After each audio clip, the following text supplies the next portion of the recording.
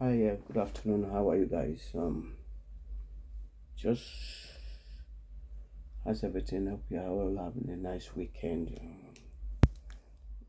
I'm just going to talk about the state of Nigeria economy, which is really sad for me because I've just checked the exchange rate of naira. Naira is the official currency in Nigeria to pound sterling, and as of today, 17th February 2024, I've just checked it a few minutes ago and the exchange rate was 2,039 pounds 10 kobo to a pound. That is just crazy. That is, for me, it's unbelievable. For me, it makes life so difficult for the average Nigeria, for the Nigeria on the street, for the working class Nigeria. Just like I am here in UK, I'm a working class person. There's nothing special about me from how much I earn.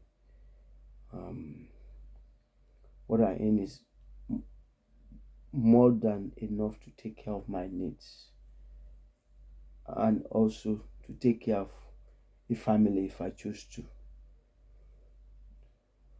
But when you look at the state of Nigeria today, and a pound sterling is above 2,000 naira, it speaks volume. It's a sad day for me. Today is one of the saddest day of my life when I think about the state of how did Nigeria get to this place. When I was born some 50 years ago, over 50 years ago, the exchange rate was then 2 naira to a kobo or to a pound, and today it's 10,000 of percent of that. I mean, I can imagine, I understand, as a result of inflation and all the rest, or other factors which I'm not going to go into. But for a naira to have depreciated to the level of over 2,000 pounds. I went to work today and I work at Tesco, one of these big supermarkets in the UK, the largest employer of private workers in UK. And I was looking at the price of a spaghetti. And the price of spaghetti, the cheap one, is just 28 pence. 28 pence. Okay. Of 500 grams. And the same size, I don't know whether it's the same brand. Of course, I know that a lot of Nigerians buy from our store and send it to Nigeria, Ghana, and all the rest. A bulk buy. And the same price of that packet of spaghetti in Nigeria is 1,000. So it cost them 1,000 naira, and it cost me, if I'm going to buy that, 570 naira, meaning that it's much more expensive in Nigeria than UK. Wow. So a basic pasta, the cheapest pasta, is more expensive in Nigeria than in UK. And the minimum wage in Nigeria is 30,000 naira. Okay, for the month.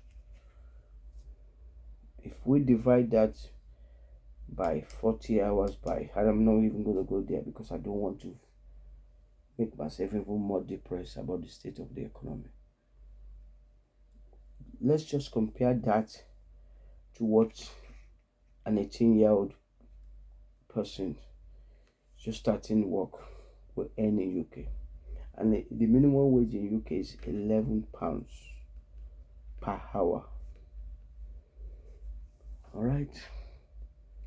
And when you put that into exchange it into naira, it becomes 22,430 naira. So it would just take an average person working, an 18-year-old working in UK, less than 2 hours to earn what a Nigerian adult will earn in a month. Wow, shocking. And then I'm sure this is what the politicians will always say, because they're always arguing about they want to remove the subsidy. Okay, fine, let's remove the subsidy. And they tell you that, oh, the cost of petrol in the UK is £1.42 today. I saw it. I always keep an eye on this. It's just gone up by about 7-8 pence, because about 3 weeks ago it was £1.35. But I'm gonna base everything on today's exchange rate and today's call price. So the price of a liter of fuel is £1.42. All right, and if we change that into naira, it becomes 2,000 and £1.42.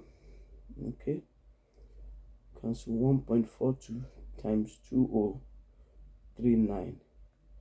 It becomes just under 2,900, 2,895.38 kobo.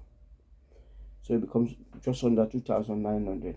I'm sure they will say, oh, that's the cost of fuel in UK. Fine. But I tell you, it's not taking 10% of my wage to fill up my tank. I fill up my tank anytime. I'm going to fill it up in another less. I thought it was going to take me 2 weeks, but it's not. I'm sure by just before the ending of this month, I'll fill it up in about 10 days or thereabouts. I fill it up. I drive a 40-liter engine, and you look at the amount. Yeah, I'm sure they will tell you that, oh, the fuel is still cheap in Nigeria. But what of the other indices? What of the other things we compare? Do we compare the wages? Do we compare the standard of living? Do we compare the security? Do we compare the health facilities? I mean, I've been going through 1 or 2 health issues, and I went today to do an MRI scan free of charge. Went to do a blood test about 2 weeks ago. Going to do more tests on my body, which I'm going to talk about at some point in the future. But let's just go back and compare things side by side and ask ourselves, how are people surviving in Nigeria? A friend of mine sent me a message this morning, and I knew it was for something, and I was thinking in my head, I'm going to send him something. But I'm just so worried for him, so worried for a lot of people, because whatever is the outcome of my own health issues, I've lived a fulfilled life. I've lived a life that I've chosen. It's a very, very simple life. And I know a lot of Nigerians just want to live a very simple life. They don't want uncomplicated things. But the government, this government there now, just made life even worse for people. Because I don't know how they're going to get out of this issue. I don't want to I don't want to use a foul language, but it is a dire situation. A situation which makes me cry. When I tell people that the Nigeria I know has disappeared, oh, people say, oh, I enjoy Nigeria. I don't enjoy Nigeria because I see the level of poverty. I've been there.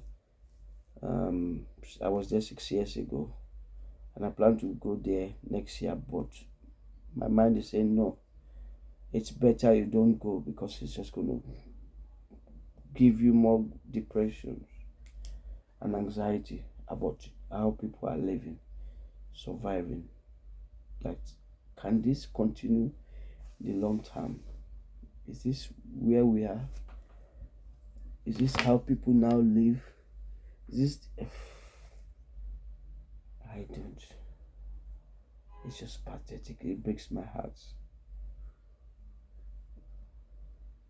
It breaks my heart. I'm sure they will tell you that, oh, the house rent is UK is expensive. Fine, yes, it's expensive. But if you are working, you pay for it. Even if you are a renter, you don't have a mortgage. I don't have a mortgage, and I say I've never stopped paying for my rent because it's one of the things I have to pay for. It goes out of my wage. As soon as my wage comes in, I pay for the rent. The next day it goes out. I have a very stable life and I enjoy it. And when I compare, I was born during the early 1771 to be precise, and that was when Nigeria was at the peak of the, the oil boom. I mean, I'm not saying that the oil boom should continue. Maybe we should have diversified a long more time ago, because in the next few years I'm going to change my car from petrol to electric. I mean, yeah, there will still be a form of fuel powering it, but it's not going to be like I consume oil now. And where do we go? It is sad. This is a day. I wanted to write about it, but I said no. I'm just going to talk about it so that I can document it and it's there for generations to come. For the day my heart broke as a result of what is happening to an average in Nigeria. It is very sad. And to all of you Nigerians, I feel your pain. I feel it. I can only just wish for a better days ahead. I don't know if there is any better days ahead, but I hope there is better days ahead.